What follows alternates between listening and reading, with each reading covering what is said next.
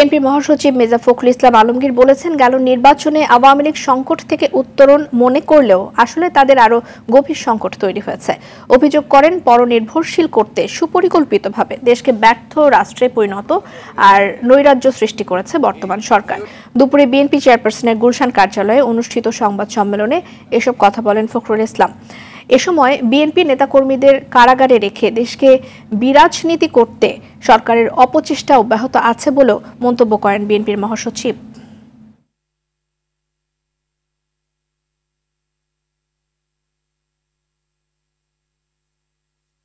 এই সরকার কোনো জবাবদিহিতা নেই জনগণের কাছে, কোনো ম্যান্ডেট নেই, এবং তাদের মধ্যে এমন একটা দাম্ভিকতা সৃষ্টি হয়েছে যে আমাদের তো জনগণকে প্রয়োজন নাই, এই রাষ্ট্রকে কি করে পুরোপুরি পরনির্ভরশীল করা যায় ওই লক্ষ্যে তারা কাজ করছে। উনাদের একটা ফলস ধারণা তৈরি হচ্ছে যে they have overcome the crisis, সংকট থেকে তারা উপরে উঠে গেছেন, সংকট আরো গভীর করেছেন।